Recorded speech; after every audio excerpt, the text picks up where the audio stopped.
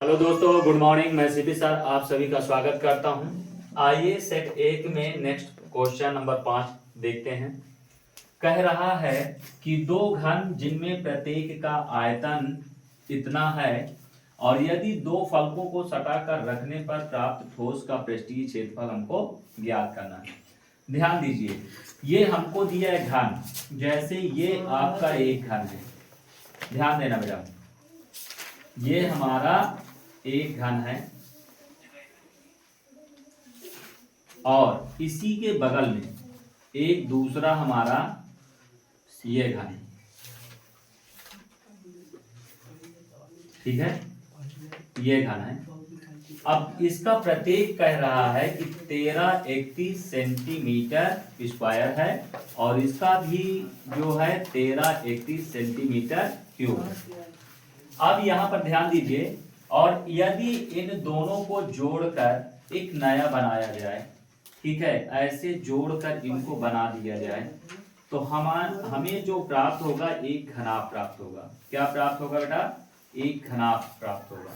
क्योंकि जब इनको दोनों को जोड़ेंगे तो यहां से समझना, जो भी इनकी लंबाई होगी वो बढ़ जाएगी और इसकी जो ऊंचाई है वो सेम रहेगी और इसकी चौड़ाई भी कैसी है, वो सेम रहेगी।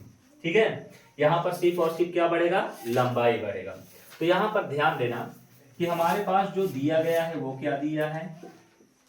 दिया है घन का आयतन। घन का आयतन कितना है बेटा? 1331 सेंटीमीटर क्यूब। ये हमें घन का आयतन दिया है। तो बेटा घन की भुजा, घन की भुजा, ध्यान दीजिए, घन की जो भुजा होगी वो क्या होगा? Cube root 1331। अब ध्यान दीजिए, क्यूब रूट यानी 1331 किसका घन है? ये है गेरा का। गेरा गुणे गेरा गुणे गेरा, तो ये आ गया बेटा 11 सेंटीमीटर। यानी घन की भुजा कितना हुई? 11 सेंटीमीटर। घन में क्या होता है? घन एक ऐसी आकृति होती है जिसकी लंबाई, चौड़ाई और ऊंचाई तीनों समान होती है। ठीक है, अब यहां पर समझना, ये भी 13 है, ये भी 13 है, ये भी 13 है। इसको सॉरी, 11, क्योंकि 11 आया बेटा, 11 11 11 11। ठीक है, अब यहां पर समझना, ये भी 11, ये भी 11, ये भी 11। अब इनको कैसा जोड़ा गया है? इनको पास ऐसे रख लिया गया है। इसका मतलब है कि इसका जो ऊंचाई है वो नहीं बदला, ठीक है, और इसकी जो चौड़ाई है, ध्यान देना, चौड़ाई क्या बदलेगी क्या? जैसे ये घन है और ये घन है, तो यहां पर इसका ये 11 है और ये आपका क्या है? ये हमारा 13, वो ध्यान देना, 11 प्लस 11 दोनों का कितना हो जाएगा? 22 सेंटीमीटर हो जाएगा। कितना हो जाएगा? 22 सेंटीमीटर। और यहां पर ये आपका 22 हो गया। ठीक है, और इसकी जो ऊंचाई होगी वो ऊंचाई भी कैसी रहेगी? सेम रहेगी। इसका मतलब ये भी क्या होगा? 11 होगा। तो हम इस प्रकार कहेंगे, यदि दो घनों को जोड़कर, दो घनों को जोड़कर बनाया गया नया ठोस, ठीक है, बनाया गया नया ठोस घनाभ होगा। क्या होगा? घनाभ होगा। क्या होगा?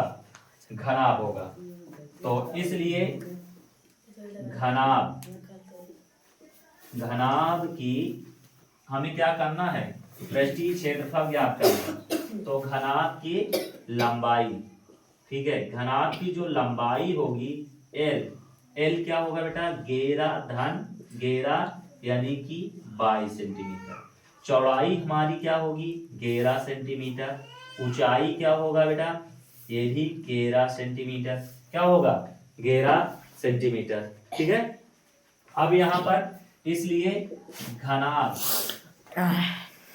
घनाभ का पृष्ठीय क्षेत्रफल, घनाभ का पृष्ठीय क्षेत्रफल क्षेत्रफल, घनाभ का पृष्ठीय क्षेत्रफल क्या होता है? 2LB BH और HL, यही होता है। ठीक है, अब यहां तक कोई दिक्कत तो नहीं? अब यहां से समझना, अब यहाँ पर घनाभ का 2, L का मान कितना है? 22 और इसका मान 11 प्लस B का मान 11, H का मान 11 प्लस H का मान क्या है?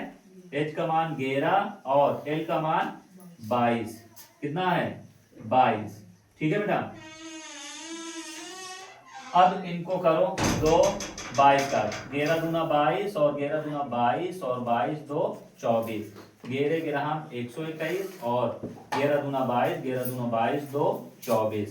अब इनको जोड़ लो, 2 गुणे 2 1 3 3 2 5, 4 2 6 और 6 4 10, 2 1 3 3 2 5 1 6।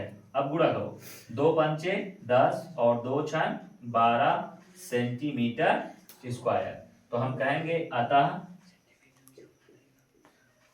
इसमें कहा पृष्ठीय क्षेत्रफल, ठोस का पृष्ठीय, अतः नए ठोस का पृष्ठीय क्षेत्रफल, नए ठोस का पृष्ठीय जो क्षेत्रफल होगा वो कितना होगा बेटा?